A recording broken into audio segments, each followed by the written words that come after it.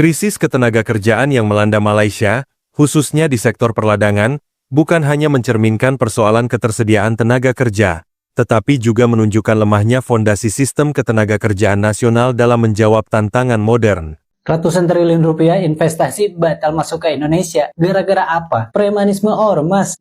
Netizen selalu terkecoh dengan berita hoak. Sedikit-sedikit nama TKI selalu dikaitkan, apalagi TKI yang bekerja di Malaysia. Assalamualaikum warahmatullahi wabarakatuh. Banyak sekali channel-channel yang beredar membuat berita bohong yang mengaitkan tentang TKI yang bekerja di Malaysia. Sedikit-sedikit memberikan video berita yang tidak sesuai fakta. Padahal saat ini di negara kita lah yang ekonomi sedang tidak baik-baik saja. Tapi anehnya masih banyak netizen yang terkecoh dengan berita-berita bohong. Sedikit-sedikit nama TKI Malaysia dikaitkan dengan negara tetangga kita. Padahal TKI di Malaysia baik-baik saja. Malaysia sedang panik karena TKI di Malaysia dipulangkan semua. Kemudian ada juga karma karena TKI Malaysia direndahkan, dihina. Padahal di sini TKI yang bekerja di Malaysia baik-baik saja. Dan inilah fakta yang terjadi di negara kita. Faktanya, ekonomi di negara kita itu sedang tidak baik-baik saja.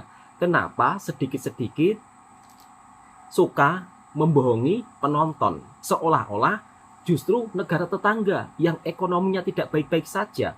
Jelas-jelas hal seperti ini sangat membohongi masyarakat. Dan anehnya, video-video seperti ini ramai ditonton dan jumlah channelnya begitu sangat banyak.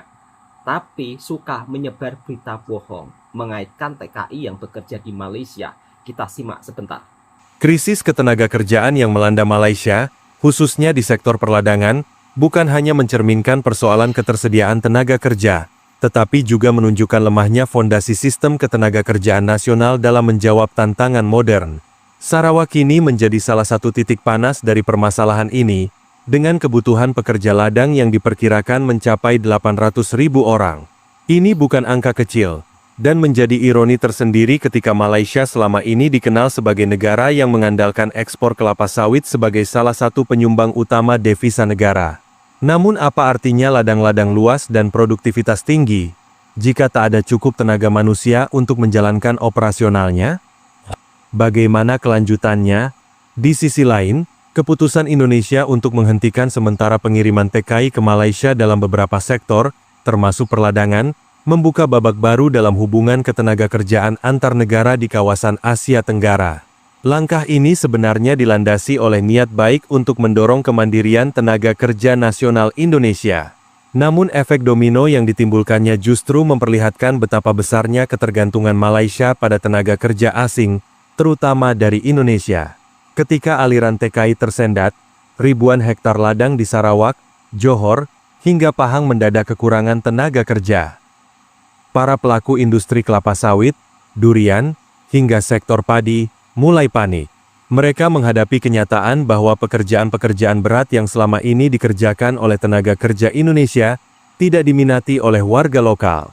Survei bahkan menunjukkan bahwa mayoritas penduduk lokal enggan mengambil pekerjaan di sektor 3D, dirty, dangerous, difficult, yang dianggap sebagai pekerjaan rendahan. Inilah potret nyata dari ketidaksiapan mental dan sosial dalam menghadapi realitas kebutuhan industri. Sementara itu, pemerintah Malaysia mencoba menambal kekosongan ini dengan berbagai program pelatihan, subsidi, dan insentif. Namun upaya itu tampak belum efektif, karena terlalu banyak hambatan birokrasi dan kurangnya daya tarik nyata bagi generasi muda untuk terjun ke sektor perladangan dan manufaktur. Meskipun pemerintah menyatakan bahwa pembatasan TKI bertujuan membuka peluang bagi rakyat lokal, faktanya mayoritas tetap menolak pekerjaan yang dianggap terlalu berat dan tidak bergengsi. Dalam kondisi seperti ini, peran agen tenaga kerja asing menjadi sorotan. Selama bertahun-tahun, sistem perekrutan pekerja asing dikuasai oleh segelintir pihak yang mendapatkan keuntungan besar dari setiap pekerja yang dikirim. Di sisi lain, para pekerja justru sering diperlakukan seperti setengah hamba, bekerja berat dengan upah minimum, tanpa jaminan kesejahteraan jangka panjang. Bahkan pekerja asing yang sudah menetap bertahun-tahun pun kerap masih dianggap sebagai pendatang yang bisa diusir kapan saja. Berita bohong tentang negara tetangga kita yaitu Malaysia selalu dikait-kaitkan dengan para tenaga kerja Indonesia yang bekerja di Malaysia. Pada faktanya, TKI yang bekerja di Malaysia di sini itu baik-baik saja.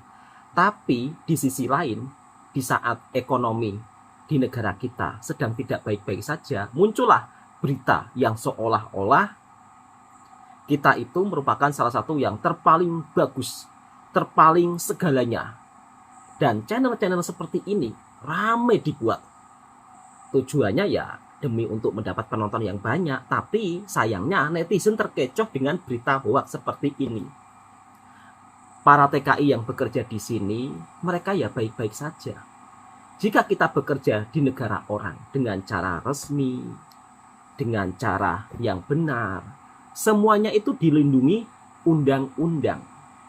Jadi tidak ada yang istilahnya diperlekehkan, diperlakukan sana sini sesuka hati, enggak ada. Kalaupun ada TKI di Malaysia yang tengah mendapatkan kasus, itu pun juga ditangani dengan secara hukum seadil-adilnya. Lantas kenapa netizen kamu sering membuat berita bohong tentang Malaysia, kamu kaitkan dengan para pekerja migran yang bekerja di Malaysia, TKI yang bekerja di Malaysia tengah berjuang untuk kemajuan ekonomi keluarganya dan juga untuk kemajuan negara kita, apalagi di saat ini rupiah tengah melemah. Saran saya, stoplah untuk membuat berita bohong yang seperti ini. Malu ditertawakan tetangga, seolah-olah terpaling tahu tentang Malaysia, seolah-olah terpaling hebat, terpaling tahu segalanya urusan di negara tetangga. Padahal di negara kita sendiri saja masih disibukkan dengan permasalahan banyaknya pengangguran, bahkan sarjana pun banyak yang menganggur. Dan inilah berita fakta. Tapi netizen sering tutup mata. Alhamdulillah Indonesia sekarang juara 1 di ASEAN sebagai PPN tertinggi dan juara 5 terendah, buruh upahnya terendah. Jadi bagaimana Indonesia mau maju kalau upahnya rendah tapi pajaknya tinggi? Kayaknya lama nih sejarah akan berubah nih. Memang betul ya beda ya, orang Indonesia ini banyak yang kuliah tinggi-tinggi tapi gaji tak tinggi. Makanya Betul banyak orang sekali, Indonesia yang skill tinggi itu pindah warga negara ke Singapura. Tapi banyak juga orang yang kerja di luar negara itu mereka nih sekolahnya tak tinggi. Tapi kan orang pendidikan tinggi tak semuanya warga Indonesia, Ce. Iya, tapi banyak orang Indonesia yang kerja dekat luar negara itu yang tidak berpendidikan tinggi. Iyalah, dia orang ini udahlah pendidikannya tak tinggi, terus susah cari kerja di negara sendiri. Tentulah dia pergi cari kerja dekat luar negeri. Iya, kalau misalnya dekat Singapura, Malaysia, Jepang, Korea beda. Kok dah uzur pun, dah tua pun, kok masih boleh kerja? Beda, Ce, itu negara orang, bukan negara kita. Di Indonesia ini susah cari kerja. Umur 24 tahun tuh udah tua di Indonesia. Udah susah dari terima kerja dekat mana-mana. Kenapa Indonesia ini tak bisa buat macam negara-negara tetangga ya beda? Jangan resign in this economy karena perang dagang antara US dan China is really happening. Jadi itu akan berdampak ke seluruh ekonomi di dunia termasuk Indonesia. Karena apa? Karena harga misalkan ekspor itu jadi naik nih ke US. Betul Otomatis sekali, Mbak. harga barang jadi naik. Permintaan nggak akan sebanyak dulu sebelumnya gitu. Betul. Dan pabrik nggak akan produksi barang sebanyak itu lagi atau mungkin bahkan menyetop produksi. Dan itu akan menjadi PHK massal selanjutnya gitu. Ya, the worst efeknya itu PHK massal. Dan itu bisa terjadi di Indonesia, di seluruh ekonomi dunia bisa jadi. And what's happening to us, rakyat kecil, I don't know. Emang semuanya nggak pasti, di semuanya gitu nggak ada yang pasti, tapi yang pasti adalah what we can see right now gitu. As we can see, udah terjadi gitu. Dan sebisa mungkin kalian berada di mana, kerja di manapun, please hold tight dan bertahan dulu gitu loh. Jangan resign in ekonomi, yang jelas loker juga nggak bakalan sebanyak itu. Untuk saat ini peluang kerja juga lagi susah banget, dan sekarang rupiah juga melemah, so semuanya aku nggak ngerti lagi. Sebisa mungkin kalian alokasikan aset kalian ke sesuatu barang yang akan naik value-nya gitu. Takut banget, ya Allah, semoga Nggak jangan usah sampai takut, kita Mbak. mengalami krisis yang akan Semoga nggak krisis. membuat kita menderita. Nauzubillah min dzalik, ya Allah. Apakah demo startup? Pabrik tutup. Siapa yang sebenarnya rugi? Bayangin, kamu kerja keras, bangun pabrik, mulai dari nol. Baru 2 tahun jalan, belum balik modal.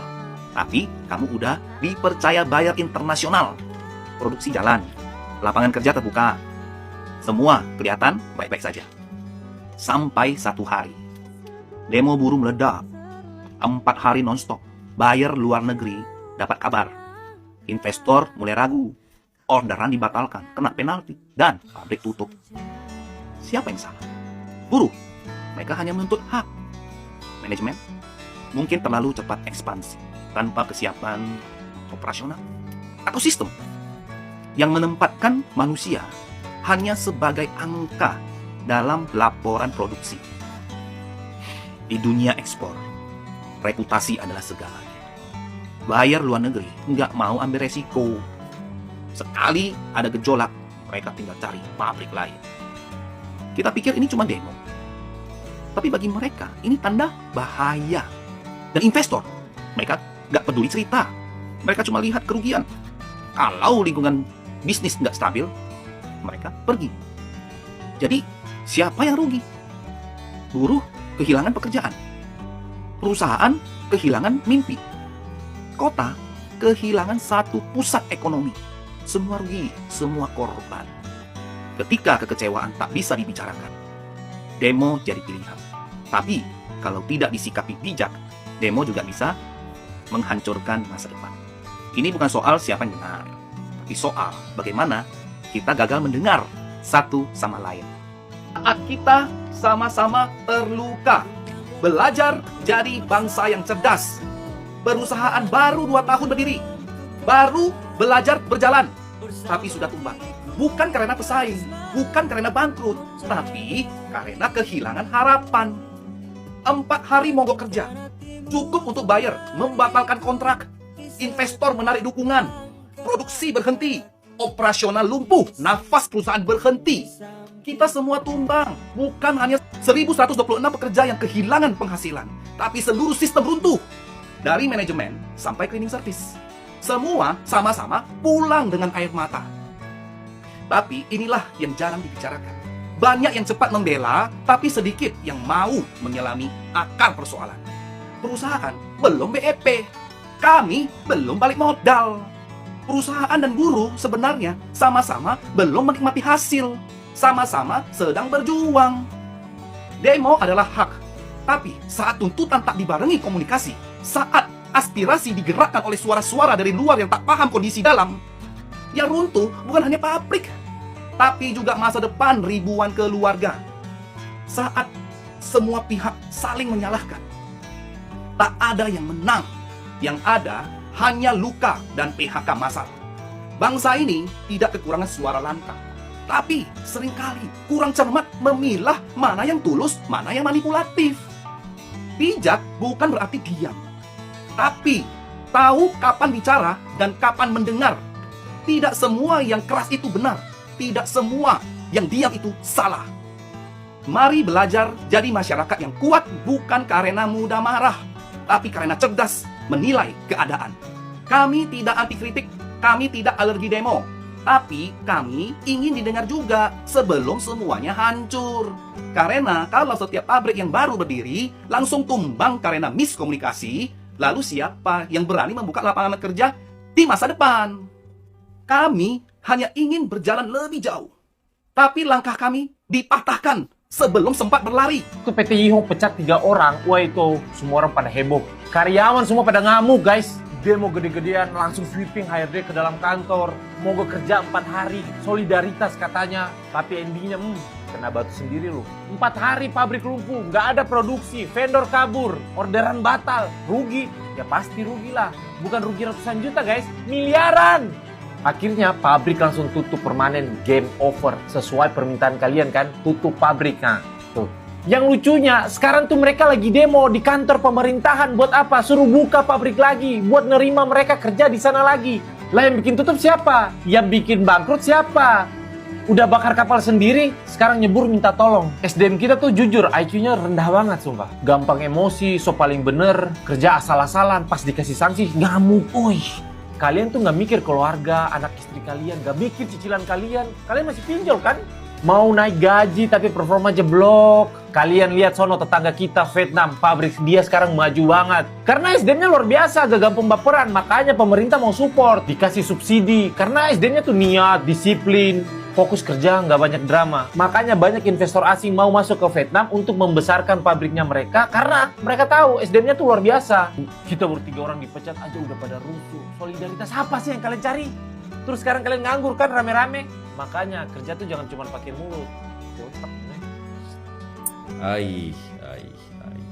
Siapa nih orang yang ada di balik aksi mogok kerja ini? Coba lihat dampaknya. Lu ajak orang atau teman-teman lu mogok kerja, sekarang kurang lebih 1.100 kepala keluarga itu hilang mata pencahariannya karena akhirnya perusahaan ditutup. Gak cuman di situ aja, dampak buat ekonomi sekitar dari tempat perusahaan itu apa sih? Misalkan ya ada 1.100 pekerja, upahnya let's say 3 juta per bulan dikali 1.100 itu udah 3,3 M per bulan. Artinya daya beli karyawan di sekitar perusahaan itu juga perputaran uangnya akan turun. Contoh kayak toko beras, pedagang bakso depan perusahaan dan lain-lain itu juga akan menurun dengan total estimasi sampai 3,3 M perputarannya. Kok bisa? Ya karena yang tadinya ada pekerjaan tetap orang-orang buat beli beras, beli bakso, sepulang kerja, sekarang jadi nggak ada yang beli karena kena PHK massal. Akhirnya omset pedagang pasar, UMKM sekitar juga terdampak karena daya belinya itu turun. Gue juga paham, gue pernah ngalamin yang namanya di PHK, nggak enak banget. Saran gue nih buat kalian yang masih punya pekerjaan dan penghasilan tetap, lo itu harus bersyukur. Kalau lo nggak betah sama kebijakan tempat lo kerja atau karena mental health lo keganggu, ya udah cari tempat kerja lain sendiri aja kalau lo dapet. Dan kalau lo udah masuk, baru dah ajak teman-teman lo buat pindah. Jangan ngomporin rekan kerja lo yang berujung semuanya akhirnya di PHK karena belum tentu semuanya mau di PHK. Buktinya pengen balik kerja lagi kan? Coba netizen bantuin orang pintar mana yang ngajak aksi mogok ini. Indonesia ada 800.000 sarjana yang menganggur. Baru semalam gue ketemu salah satunya. Dia cerita, gue kuliah 4 tahun bang, IPK gue 3,9. Dia kasih lihat tuh CV-nya, 3 kali magang, 5 sertifikasi, punya leadership experience. Tapi udah 6 bulan dia apply kerja ke sana kemari, nggak ada panggilan. Kayaknya ada yang salah sama sistem katanya. Coba kita lihat fakta. 99% perusahaan di Indonesia itu UMKM. Pertumbuhan industri cuma 3,5% per tahun. Sementara kampus kita itu produksi hampir 1 juta sarjana per tahun. Tapi pasar kerja cuma butuh setengahnya. Dan masalahnya nggak cuma itu. Jurusan yang over populer, ribuan lulusan dari manajemen, ekonomi, administrasi bisnis. Mereka bersaing buat posisi yang sama, padahal di sisi lain sektor seperti data science, digital marketing, software engineering malah kekurangan tenaga ahli. Dampaknya gede banget. Banyak lulusan skillful akhirnya kerja di gig ekonomi. Tenaga kerja ahli justru malah pindah ke luar negeri. Tingkat pengangguran yang sarjana itu terus naik. Mobilitas sosial stuck. Tapi gue percaya masih ada harapan. Lo bisa break the cycle. Caranya pilih satu sektor yang bakal tumbuh pesat di masa depan. Bangun jaringan profesional. Diversifikasi pendapatan. Kalau sistem nggak berubah, lo harus berubah. Karena ingat, karir lo itu tanggung jawab lo. Bukan kampus, bukan sistem, tapi lo sendiri. Republik Indonesia akan jadi ekonomi terbesar keempat di dunia pada tahun 2045. Penghasilan warganya capai 40 juta per bulan. Wow. Waduh. Wow. Kalian Wow juga mas. percaya nggak para mulut netizen dengan berita ini? Aku nggak percaya sih. Berita ini hanya sebagai hiburan belaka untuk rakyat Indonesia atau memang akan Hiburan, benar Mas. kejadian ya 2045? Kalau saya kok sih ragu ya, karena pemerintah kita itu suka bohong, suka membuat berita yang baik. Itu kata orang yang tidak setuju dengan pemerintahan Bapak Prabowo. Kalau saya yakin, karena saya pendukung Bapak Prabowo, jadi Indonesia 2045 akan menjadi ekonomi terbesar keempat dan penghasilan warganya 40 juta per bulan. Saya akan kaya, setiap hari aku akan cari LC. Layanan cinta. Kalau kalian gaji 40 juta mau buat apa? Hah? Kadang-kadang ya, kita ini sering tertipu berita-berita bohong. Kemudian dengan janji-janji manis yang tidak sesuai harapan. Dan pada faktanya di negara kita, pengangguran semakin bertambah. Bahkan 800.000 sarjana menganggur. Kalau di negara lain, seorang sarjana biasanya akan mendapatkan pekerjaan yang gaji cukup lumayan. Tapi kalau di negara kita, di Indonesia, untuk mencari pekerjaan sekelas sarjana saja, itu begitu sulit. Maka tak heran kalau banyak sekali tenaga kerja Indonesia yang memilih bekerja ke luar negara. Di Malaysia, di Korea, di Jepun. Nah, tentang TKI yang bekerja di Malaysia, banyak sekali dibuat berita yang berkaitan dengan TKI ya, tetapi beritanya bohong. Pemerintah menghentikan pengiriman tenaga kerja Indonesia ke Malaysia. Itu bohong. Tidak ada pemerintah Indonesia memutuskan hubungan tidak mengirim pekerja Indonesia ke Malaysia. Itu tidak ada berita seperti itu. Itu berita bohong. Itu hanya berita war-war YouTuber yang suka membuat berita hoax supaya mendapat perhatian penonton. Dan berita seperti inilah yang bisa membuat negara kita itu tidak mau belajar masyarakatnya, karena sudah dininabobokkan dengan berita-berita manis-manis. Seolah-olah di negara kita itu nggak ada permasalahan. Seolah-olah negara kita itu semuanya serba kecukupan. Padahal faktanya yang terjadi, pengangguran makin bertambah dan tidak kesiapan SDM yang ada di negara kita. Kadang-kadang sudah mendapatkan pekerjaan dikilang gara-gara 4 kawannya dikeluarkan demo pula. Setelah demo, kilangnya tutup, pabriknya tutup. Yang rugi siapa? Tentunya satu kota tersebut itu rugi karena pabrik tersebut memiliki ribuan karyawan. Dari mulai penjual makanan di sekitar juga rugi, dari mulai ekonomi di kota tersebut juga rugi. Jadi pada intinya sahabat-sahabatku semua, demo ya demo, tapi harus dengan cara komunikasi yang baik. Kalau sudah tutup seperti ini, yang rugi semuanya. Bahkan Indonesia merupakan salah satu negara dengan upah kerja terendah di dunia. Pajaknya sangat tinggi. Ya kalau dibandingkan dengan negara tetangga kita ya, mohon maaf sahabatku semua, level ekonomi Malaysia dan Indonesia itu sudah beda jauh. Jadi kalau membuat berita, buatlah berita yang kiranya positif untuk bisa mencontohi negara tetangga kita. Biar kita sama-sama saling belajar satu sama lain, bukan sebaliknya. Oke, cukup sekian. Yang suka dengan videonya Bang Toha Reaction, silahkan tekan tombol merahnya, subscribe, like, komen, dan bagikan ke sahabat Anda semuanya. Assalamualaikum warahmatullahi wabarakatuh.